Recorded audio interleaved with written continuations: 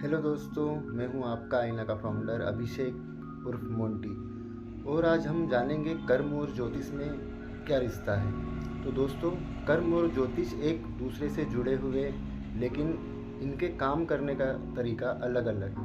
इन्हें सरल भाषा में हम कैसे समझ सकते हैं, तो जानते हैं। सबसे पहले हम बात करते हैं कर्म की। कर्म करना क्या है? कर्म क्या है? कर्म का सिद्धांत बहुत सीधा है।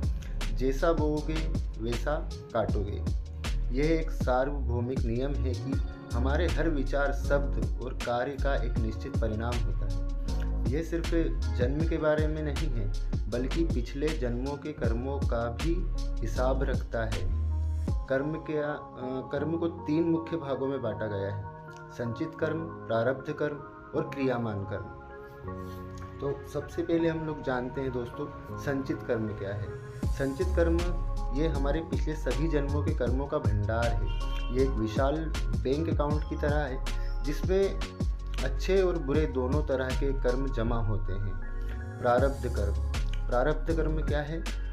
यह संचित कर्मों का वह हिस्सा है जो हमें इस जन्म में भोगना होता है। यह हमारी नियति, डेस्टिनी मतलब भाग्य तय करता है। जैसे आप कहाँ जन्म लेंगे, आपका परिवार कैसा होगा और आपको जीवन में किन परिस्थितियों का सामना करना पड़ेगा। इसे बदलना वैसे तो बहुत मुश्किल होता है।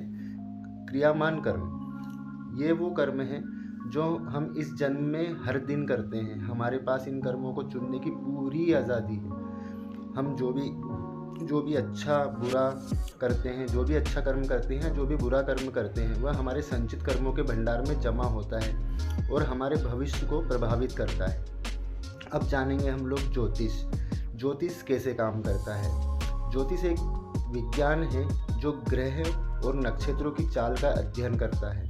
यह आपके जन्म के समय इन ग्रहों की स्थिति के आधार पर आपकी जन्म कुंडली हॉरोस्कोप को बनाता है। यह जन्म कुंडली एक तरह के से आपके प्रारब्ध कर्मों का मैप है। ज्योतिष ये नहीं बताता कि आपका भविष्य पत्थर की लकीर है, बल्कि ज्योतिष यह बताता है कि आपके जीवन में कौन सी घटनाएं होने की संभावना है, कब होने की संभावना है। ये एक मौसम की रिपोर्ट की तरह है। ये बता सकता है कि आज बारिश होगी। बारिश तो होगी, लेकिन यह आप पर निर्भर करता है कि आपको छाता लेकर बाहर जाना है या ऐसे ही बाहर जाना है। ज्योतिष हमें 2 चीज़ें देता है। कौन कौन सी 2 चीज़ें देता है? जानकारी। सबसे पहले हमें जानकारी देता है कि आपके जीवन में आने वाली चुनौतियों और अवसरों के बारे में जानकारी देता है आपको कि कब क्या होने वाला है। फिर इसके लिए उपाय। दूसरा नंबर होता है उपाय का। उपाय क्या होता है? ये ग्रहों के नकारात्मक प्रभावों को कम करने के लिए उपाय या रेमेडीज़ बताता है, जैसे कि पूजा, मंत्र जाप, दान या रत्न धारण करना।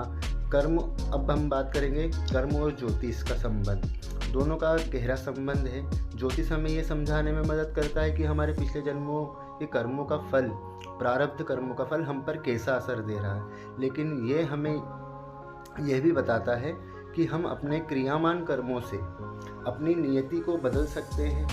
ज्योतिष आपको दिशा दिखाता है, आपको मार्गदर्शन करता है, लेकिन कर्म आपको उस दिशा में चलने की शक्ति देते हैं जो आप नियत करते हैं।